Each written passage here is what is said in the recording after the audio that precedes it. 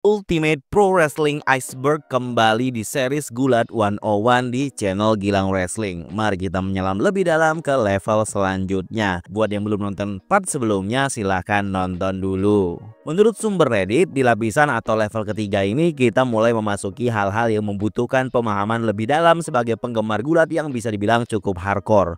Ini mencakup berbagai peristiwa, alur cerita yang tidak terselesaikan, serta hal-hal lain yang mungkin memerlukan sedikit riset untuk diketahui dan diingat. Kita bahas lengkap di channel Gilang Wrestling.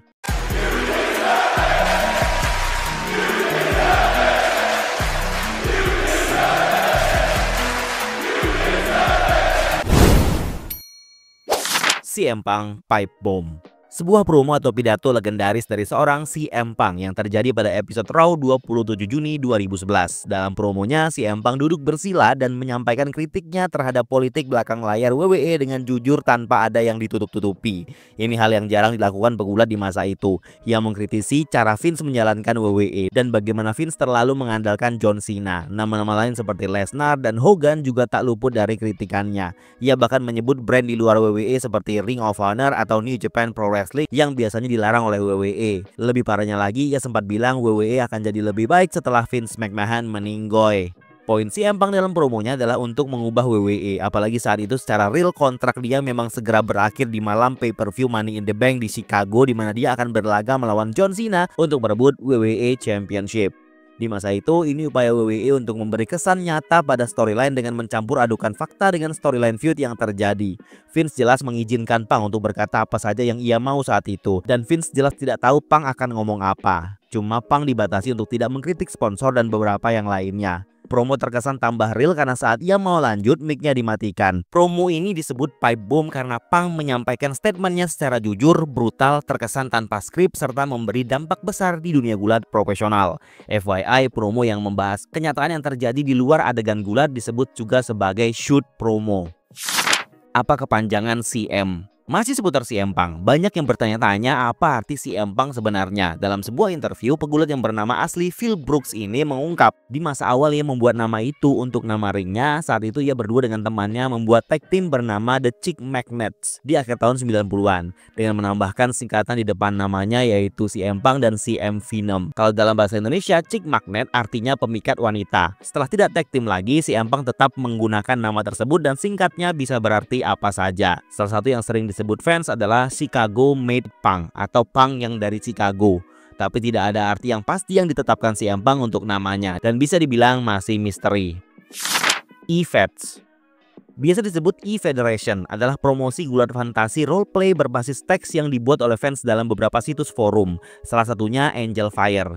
Ini terjadi di era 90-an di masa awal internet berkembang di Amerika, tepatnya di masa Attitude Era. Di sini kita bisa menjadi sebuah karakter gulat yang kita mau untuk dapat ikut serta dalam pertarungan online melalui cerita tertulis. Contohnya, kita masuk event sebagai The Rock. Kita harus menulis skrip promo apa yang The Rock katakan lengkap dengan slogan dan stylenya. Misal, "If you smell what The Rock is cooking." The Rock berjalan menuju ring dengan kaos Brahma Bull-nya, lengkap dengan celana jeansnya sambil membawa WWF title. Fans berdiri dan bersemangat dengan kehadiran The Rock, bla bla bla bla. Ada pemimpin atau operator yang bertindak sebagai head booker atau yang membooking segmen dan pertandingan yang ada. Mereka akan mengontrol siapa yang menang dan mengatur semuanya. Mereka menentukan pemenang berdasarkan siapa yang bisa bercerita lebih bagus dari lawannya. Di sini kita bermain dengan imajinasi, guys. Sayangnya saya tidak mengalami masa itu.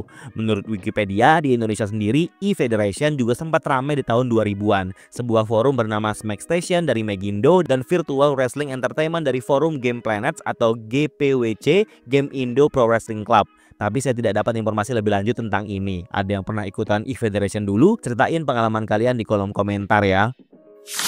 Mata lebam Hulk Hogan di WrestleMania 9. Di WrestleMania 9 tahun 1993, Hulk Hogan bisa berhasil merebut WWF title dari Yokozuna di ending matchnya lawan Bret Hart, hanya dalam waktu 30 detik saja. Ending yang cukup kontroversial saat itu. Selain itu, satu hal yang jadi perhatian banyak orang, kenapa mata kiri Hogan lebam? Padahal ia hanya match sebentar saat itu dan tidak ada pukulan ke arah matanya itu. Itu cukup jadi pertanyaan banyak orang. Hogan mengungkap dalam sebuah interview, matanya begitu karena kecelakaan saat main jet ski bersama temannya. Akan tetapi, Jim Cornette, salah satu figur besar di WWF saat itu, mengungkap hal yang berbeda. Katanya mata Hogan itu akibat ditonjok sama Randy Savage atau Macho Man. Pasalnya di masa itu pacar Savage, Miss Elizabeth, kabur ke rumah Hogan dan tinggal di rumah Hogan bersama istri Hogan yang bernama Linda. Hogan tidak memberitahu Randy Savage soal itu, mungkin atas permintaan Miss Elizabeth. Saat Macho Man sadar Hogan tidak memberitahunya, ia labrak Hogan dan menonjoknya di bagian mata. Menurut Jim Cornette, itulah kenapa mata Hogan lebam. Gak tahu deh yang mana yang benar. One Night in China. Bocil nggak boleh tahu ini ya. Ini merupakan sebuah judul film biru yang dibintangi China dan Expect di tahun 2004. Mereka dengan sadar membuat dan merekam apa yang mereka lakukan. Di masa itu mereka berdua memang berstatus tunangan. Tidak perlu penjelasan lebih lanjut ini mah. Adam Blampied. Buat yang sering nontonin video YouTube tentang gulat profesional di masa 2014-an pasti pernah melihat sosok ini, Adam Blampied. Adam menjadi figur yang cukup dikenal dalam membawakan pembahasan tentang dunia gulat melalui channel YouTube What Culture Wrestling. Bahkan dia sempat membuat promosi gulat bernama What Culture Pro Wrestling. Mysterio dan Cody pun sempat gulat di sana sebagai tamu. Setelah lepas dari channel tersebut, ia lanjut membuat channel Cultaholic di tahun 2017 dan promosi gulat yang ia buat berubah menjadi Deviant Wrestling. Akan tetapi, ia sudah tidak terlihat lagi di masa sekarang. Kemana dia? Yang jelas, itu karena dia tersandung sebuah skandal. Ia dituduh memaksa wanita untuk mengirim foto-foto tidak senonoh mereka. Ia pun mengakuinya di Twitter dan mengungkapkan rasa penyesalannya, serta meminta maaf. Alhasil, ia kena cancel dan keluar dari Cultaholic di tahun 2017. Beberapa tahun kemudian, ia kembali. Ia bergabung bersama channel Wrestle Talk dan memproduksi konten di sana sejak tahun 2020. Saat sedang aktif-aktifnya kembali di YouTube, ia kembali tersandung skandal yang kali ini bagian dari Speaking Out Movement di tahun 2023. Dan pada akhirnya, Adam memutuskan untuk meninggalkan YouTube seutuhnya. Meledaknya limosin Vince McMahon. Di bulan Juni tahun 2007, WWE membuat cerita meninggalnya Vince McMahon dalam sebuah adegan mobil yang ditumpangi Vince meledak seketika. Tujuan dari adegan ini adalah untuk mematikan karakter Mr. McMahon dan WWE bisa lanjut ke storyline lainnya. Akan tetapi, adegan yang terkesan real tersebut sempat membuat kegaduhan. Pasalnya, WWE mentreatment kejadian ini selayaknya sebuah kenyataan. Banyak juga media yang kegocek dengan storyline ini. Tidak sedikit juga fans yang berspekulasi bahwa insiden itu bisa jadi beneran. WWE bahkan menyatakan bahwa Vince tewas dalam ledakan tersebut dan membuat momen tribut di acara SmackDown dan ECW. Walau storyline-nya cukup jadi perbincangan dan memancing media mainstream untuk mempublikasikannya, takdir berkata lain. Tragedi Chris Benoit terjadi. WWE terpaksa membatalkan storyline tersebut. Acara Raw yang tadinya mau dibuat tribut spesial buat Mr. McMahon yang mati pura-pura menjadi tribut untuk Chris Benoit yang nyata meninggal dunia. Pembatalan story meninggalnya McMahon ditandai dengan hadirnya McMahon saat Raw tribut Benoit tersebut. Mr. Kennedy, anak Vince McMahon. Ini merupakan sebuah storyline yang dibatalkan di era tahun 2007. Mr. Kennedy, pegulat yang cukup menjanjikan di masa itu. WWE menyiapkannya untuk sebuah cerita besar di mana dia akan diungkap sebagai anak kandungnya Vince McMahon. Dalam episode Raw, WWE mulai membangun kesan misterius tentang siapa anak Vince McMahon ini. Vince pun tidak tahu karena ia dapat info dari Jonathan Coachman tentang keberadaan anak di luar nikahnya itu. Saat build up ini berlangsung, Wrestling Incorporated melaporkan bahwa rumornya Mr. Kennedy akan jadi anak tersebut dan ini akan mengarah ke feud besar menuju WrestleMania di tahun 2008 yang dimana Kennedy akan menghadapi Triple H yang memegang WWE title. Stephanie dan keluarga McMahon lainnya akan dilibatkan dalam ceritanya. Akan tetapi semua itu tidak terjadi. Pasalnya seminggu sebelum pengungkapan siapa anak kandung Vince, Mr. Kennedy terlibat skandal obat-obatan penunjang kekuatan yang dilarang WWE. Alhasil WWE terpaksa mengubah arah cerita secara signifikan. Seperti kita tahu, yang diungkap jadi anak Vince adalah Hornswoggle dan berlanjut ke cerita komedi low card menuju WrestleMania. Video skandal Xavier Woods dan Paige. Bocil nggak boleh tahu ini. Sebuah skandal menghebohkan jagat dunia maya terkuak di tahun 2017. Banyak video tidak senonoh Paige di masa lalu tersebar di internet. Ini juga melibatkan Xavier Woods yang ada dalam salah satu video tersebut. Menyebarnya video itu membuat WWE harus mengambil tindakan untuk Xavier Woods dengan melarangnya tampil di beberapa episode Raw. Padahal saat itu New Day sudah ditunjuk menjadi host WrestleMania. Walau banyak yang mengkritisi, WWE tetap mengizinkan Xavier Woods turut serta di WrestleMania. Bagaimana dengan Page? Skandal ini datang pada saat yang tidak tepat, karena saat itu WWE dan The Rock sedang proses pembuatan film tentang Page, yang kemungkinan akan berpengaruh terhadap image film tersebut. Di masa itu, Page tengah pemulihan cedera leher parah, yang jadi alasan ia berhenti bergulat saat itu. Copper Austin King of the Ring 1999.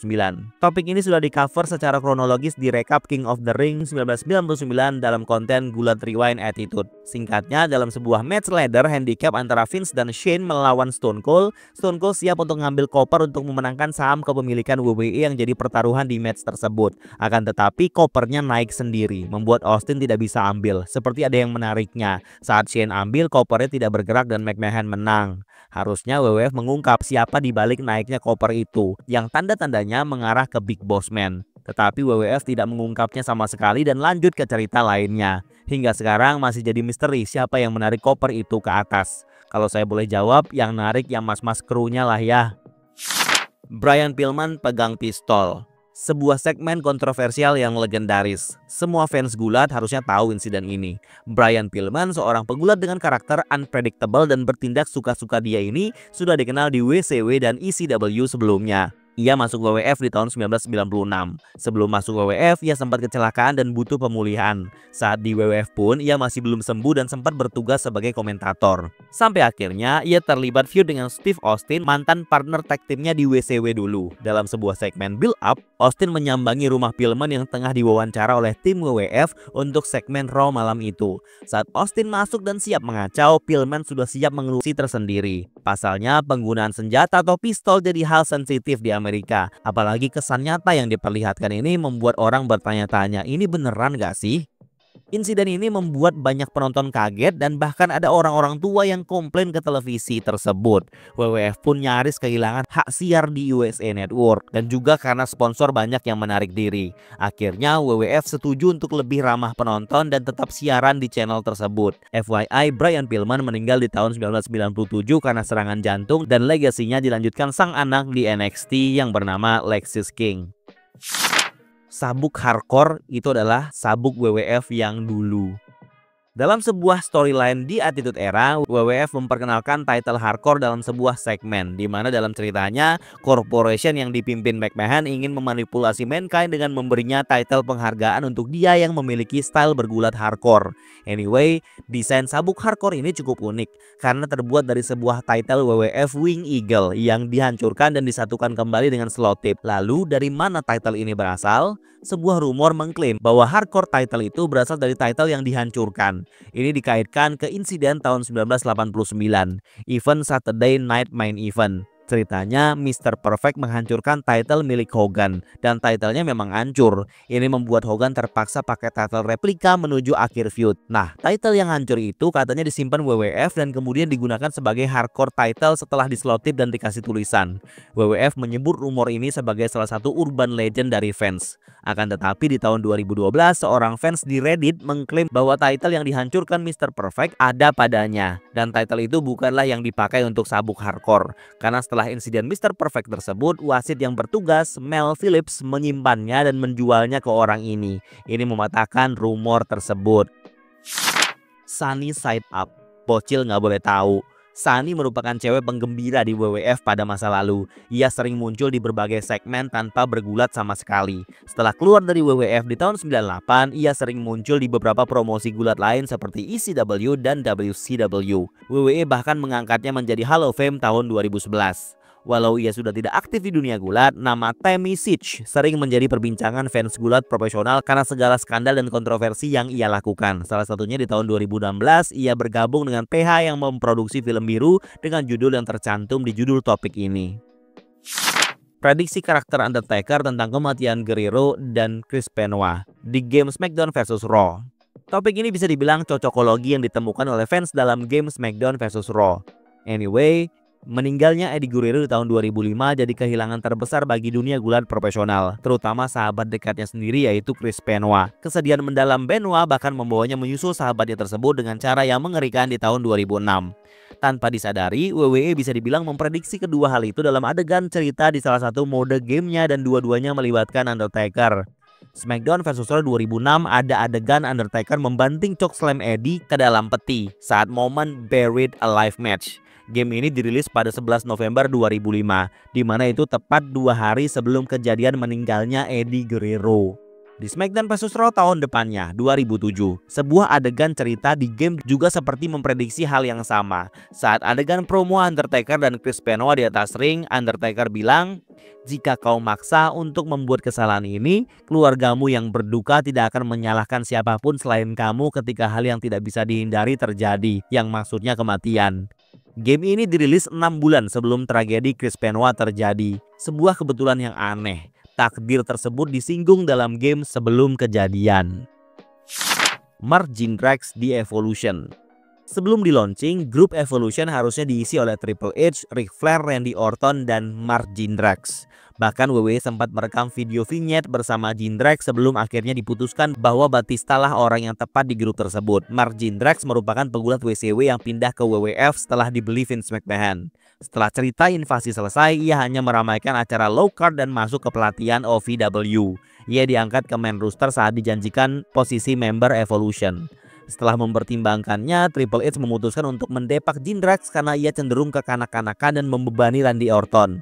Batista lah yang menempati posisinya. Diungkap dalam serial Ruthless Aggression bahwa Jindrak ini masuk Evolution karena menggantikan Batista yang sedang cedera. Tapi karena Triple H kurang suka attitude-nya, jadi posisinya dikembalikan ke Batista. Setelah itu Evolution dan Batista bersinar, sementara Mark Jindrak mentok. Kata-kata terlarang di WWE. Era kepemimpinan Vince McMahon di WWE selama puluhan tahun, banyak sekali kata-kata yang dilarang penggunaannya karena berbagai alasan. Salah satunya ya karena Vince lebih ingin menspesialkan banyak hal di WWE. Berikut list kata-kata yang dilarang digunakan oleh pegulat dan komentator di WWE era Vince McMahon, yaitu adalah ass, assail atau assailant, back and forth, belt, blood, choke, crazy, fake, feud, hate, hell, here we go, idiot, in the back, kill, number one contender, strap, stupid, violence, revenge, national television, DQ, spot, girls, finish. Hal ini diungkap oleh mantan penulis WWE Dave Schilling. Dan itu belum semuanya, masih ada lagi yang lain seperti jobber, wrestling, wrestler, kayfabe, house show, performance, hospital, sports entertainment, talent, fans, interesting, dan lain-lain. Sebaliknya di era Triple H, ia tidak melarang kata-kata tersebut. Ia bilang bahwa saat ini WWE tidak mau menyembunyikan apapun yang mereka lakukan. Semua bisa dikatakan. Berangkas Shane McMahon. Topik ini sudah pernah saya bahas di video misteri dengan judul Rahasia Shane McMahon. Singkatnya, dalam masa build up menuju WrestleMania 32, McMahon mengungkap bahwa ia punya rahasia besar yang ia sebut sebagai lockbox atau kotak rahasia, di mana di dalamnya ada rahasia memalukan Vince McMahon yang akan ia ungkap kalau ia menang lawan Undertaker. Nyatanya ia kalah dan tidak ada alasan mengungkap rahasia tersebut dong. Anyway, ternyata memang tidak seharusnya topik itu disebut oleh Shane. Saat Shane mengungkap topik lockbox itu, ia hanya menambahkan excitement saja dan tidak ada rencana apa-apa terkait hal tersebut. Ya, Shane juga tahu ya tidak akan menang. Ya jadi ya tambah-tambahin aja dulu topik lain biar seru. Iya nggak? Sebelum lanjut, subscribe dulu deh yang belum subscribe dan jangan lupa untuk like videonya, komen sebanyak-banyaknya untuk membuat algoritma YouTube bisa membantu video saya untuk muncul di lebih banyak orang. Terima kasih. Amplop Dusty Rhodes. Ini juga merupakan sebuah storyline tanpa penyelesaian yang terjadi di tahun 1988 di brand NWA. Di masa itu, di American Dream, Dusty Rhodes siap masuk ke sebuah storyline misterius yang melibatkan dirinya dengan Larry Zbyszko bersama pendampingnya Baby Doll. Zbyszko baru saja menang NWA Heritage Champion dan mau mengincar title Dusty yaitu US Heavyweight Championship. Suatu hari Baby Doll mengungkap kalau dia punya rahasia besar yang akan mengancam posisi Dusty Rhodes. Ia sempat membisikkan hal itu ke Zbyszko saat promo dan Zbyszko terlihat kaget. Ia lanjut bilang ke kamera harusnya Dusty dipenjara karena hal itu, yang menunjukkan bahwa hal ini bisa mengancam karir Dusty. Dan ia lanjut menuntut Dusty menyerahkan US title-nya saja. Dalam kesempatan lainnya, Dusty diwawancara terkait hal tersebut. Tiba-tiba Baby Doll datang dan memberikannya sebuah amplop besar. Ia minta Dusty melihat isinya dan sekaligus mengancam kalau Dusty tidak kasih US title-nya ke Zbyszko, Baby Doll akan ungkapkan ke semua orang apa isi amplop tersebut. Saat membukanya, Dusty terlihat kaget dan speechless lalu pergi begitu saja. Sebelum itu, Baby Doll sempat menciumnya tipis dan juga pergi. Memangnya apa isi amplop itu? Tidak ada yang tahu hingga sekarang. Story itu terpaksa dihentikan karena Baby Doll tidak lama dipecat NWA. Usut punya usut, Baby Doll dipecat NWA karena suaminya terlibat di WWF saat itu. Dan katanya itu juga karena Baby Doll harusnya mencium dengan maksimal ke Dusty saat itu. Tapi ia malah cium tipis karena suaminya yang cemburuan. Padahal ia disuruh cium maksimal karena melambangkan tema Kiss of Death atau ciuman kematian untuk karir Dusty dalam ceritanya. Rencananya isi amplop itu akan mengungkap bahwa Dusty pernah menikahi wanita ras kulit hitam secara ilegal. Di tahun segitu hal itu jelas melanggar hukum. Skandal Seth Rollins. Di tahun 2015, Seth Rollins yang tengah dalam puncak karirnya malah kesandung skandal foto tidak senonoh. Dalam suatu malam, akun Facebook, Twitter, dan Instagram milik Seth Rollins dihack dan memposting foto-foto pribadi pegulat NXT Development Zahara Schreiber. Ini tanpa sepengetahuan Seth Rollins. Masalahnya, akun tersebut terafiliasi dengan WWE, jadi akun WWE otomatis merepost foto tersebut. Setelah dihapus, Rollins meminta maaf atas apa yang terjadi dan ia bilang akunnya dihack. Masalah belum selesai sampai di situ. Rollins ini posisinya saat itu masih bertunangan dengan wanita bernama Leila Schultz. Tunangannya itu merasa cemburu dan sakit hati dengan Rollins yang posting foto wanita lain. Leila kemudian memposting foto Rollins tanpa busana di akun sosmednya. Ini jadi skandal besar saat itu dan bisa mengancam karir Rollins. Pada akhirnya mereka putus dan tidak lama berselang Rollins mempublish hubungannya dengan Zahara Schreiber itu. Berarti emang mereka pacaran, guys. Insiden dan peloncoan Daniel Padder. Insiden ini sudah banyak juga yang tahu dari salah satu short di channel ini. Anyway, di episode SmackDown 4 November 2004, para finalis reality kompetisi Tough Enough hadir di atas ring. Mereka dihadapkan dengan Kurt Angle yang memberikan mereka tantangan untuk bertanding 1 lawan 1. Setelah satu kontestan maju dan berhasil dikalahkan Angle, Angle lanjut menantang siapa yang berani berikutnya. Dialah Daniel Padder. Tanpa ragu mereka berlaga layaknya match gulat biasa, akan tetapi Daniel Padder yang punya latar belakang MMA ini malah mengunci Kimura Lock ke Kurt Angle dengan maksimal selayaknya lagi match UFC. Alhasil Angle kesakitan dan wasit segera menghitung pinfall saat Angle berada di atasnya. Walau Padder kick out, tetap match dihentikan wasit dengan pinfall. Wasit tahu Angle lagi kesakitan itu. Tindakan Padder ini jelas membahayakan. Mungkin niat dia mau pamer kekuatan tapi salah timing. Karena insiden ini Daniel Padder dibenci locker room. Bahkan setelah dia menang Tough Enough dan dikontrak WWE, ia menghadapi peloncoan yang dilakukan para veteran teman-temannya Kurt Angle. Ini terjadi saat Royal Rumble tahun 2005. Di part awal match tersebut, Daniel Padder dihajar habis-habisan oleh para veteran WWE saat itu sebagai bentuk pembalasan atas apa yang Padder lakukan kepada Kurt Angle.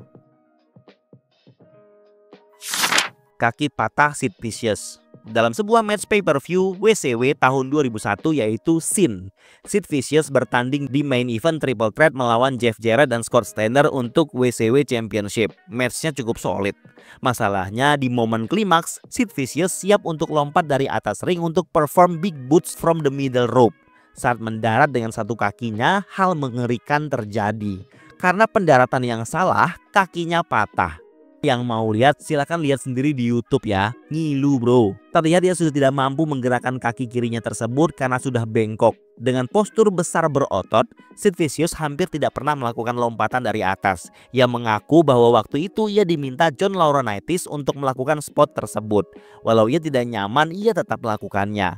Karena hal itu, Sid sempat menuntut WCW dan Laurinaitis dan ia berhenti sebagai pegulat full time sejak saat itu. Pipe bomb AJ Lee. Bukan cuma CM Punk, sang istri juga pernah melakukan hal yang sama. Ini terjadi di masa mereka sebelum menikah ya guys. Di 28 Agustus 2013, AJ Lee yang saat itu Divas Champion menyampaikan sebuah promo di episode Raw. Ia mentarget cast Total Divas saat itu. Dalam promonya, ia menyebut mereka semua rendahan dan tidak berguna. Menjadi bintang reality show karena tidak bisa jadi aktris dan tidak punya kualitas untuk jadi champion katanya. Ia menganggap dirinya lah yang jauh lebih baik dari semua orang Total Divas itu. Dialah yang menyelamatkan divisi Divas ini. Di belakang, kalian semua tidak mau melihatku dan berjabat tangan denganku kan, karena kalian tahu aku berjuang menuju ke sini. Tidak seperti kalian yang masuk lewat jalan pintas katanya. Aku di sini bukan karena aku cantik atau anak pegulat atau bahkan cari muka. Aku di sini karena aku mampu dan aku pantas dapat title ini. Seberapa banyak prestasi dan kekayaan kalian di luar sana, kalian tidak akan pernah selevel dengan diriku. Promo ini sangat mengaburkan batasan antara real dan kayfabe. Banyak yang menganggap bahwa yang AJ sebutkan memang benar dan merupakan sebuah kejujuran yang menyakitkan. Hal itu jelas dilakukan untuk mendapatkan banyak reaksi dan menekankan karakter AJ Lee saat itu, sekaligus mempromosikan Total Divas dengan cara merostingnya. Promo ini juga dikenal dengan sebutan The Pipe Bombshell. Tato Alexa Bliss. Di tahun 2018, Alexa Bliss menjadi perbincangan karena menambahkan banyak tato di tubuhnya. Semua tatonya memiliki arti tersendiri. Wrestling World CC menyebut per 2022, Alexa sudah punya 17 tato. Buat yang nanya kok badan Alexa kayaknya bersih-bersih aja, itu karena hampir semua tatonya digambar dengan tinta putih. Aneh banget memang, bikin tato yang gak bisa dilihat. Matematika Steiner. Salah satu meme yang cukup dikenal dalam lingkup gulat profesional adalah perhitungan matematika yang dilakukan Scott Steiner dalam promonya di acara TNA tahun 2008. Saat itu ia ditanya tentang persiapannya untuk melawan Kurt Angle dan Samoa Joe. Ia mengkaitkan peluang kemenangan masing-masing tim dengan angka persentase dan rumus matematika. Yang hasilnya Steiner punya peluang menang 141 2/3%, sedangkan Samoa Joe hanya 81/3%. Sejak saat itu, segmen perhitungan ini jadi momen yang dianggap kocak oleh fans. Terasa seperti Steiner mengada-ngada dengan perhitungannya, tapi juga terlihat ia kayak jago matematika.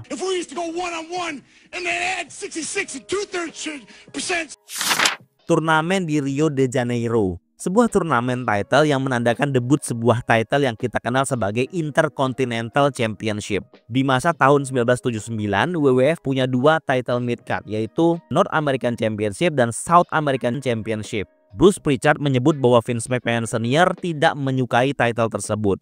Ia pengen title yang punya kesan lebih besar dari sebatas teritorial seperti itu. Alhasil WWF berencana untuk membuat sebuah turnamen untuk menggabungkan dua title tersebut, dan Pat Patterson yang saat itu megang South Championship akan menjadi pemenangnya dan membentuk title baru bernama Intercontinental Championship. WWF memutuskan untuk menyelenggarakan turnamen kayfabe tersebut di salah satu kota di Brazil, yaitu Rio de Janeiro. Bruce Pritchard mengungkap alasannya cuma karena Pat Patterson sulit menyebut Rio de Janeiro. Mereka pikir itu jadi hal yang kocak karena Patterson kesulitan mengucap nama lokasi tempat ia menang turnamen. Vince Senior juga berpikir itu sangat kocak dan menyetujuinya.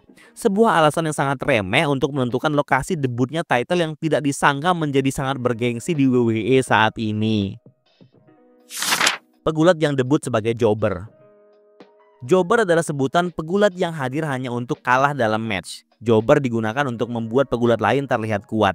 Banyak pegulat yang besar sekarang dulu mengawali karirnya sebagai jobber. Di antaranya Kevin Nash, Mick Foley, Dean Ambrose, Hardy Boyz, Jericho, John Cena, Daniel Bryan, Triple H, Kane, AJ Styles, Edge, CM Punk, dan bahkan Shawn Michaels. Ya namanya juga jenjang karir ya guys. Jadi jobber sekarang, jadi champion kemudian.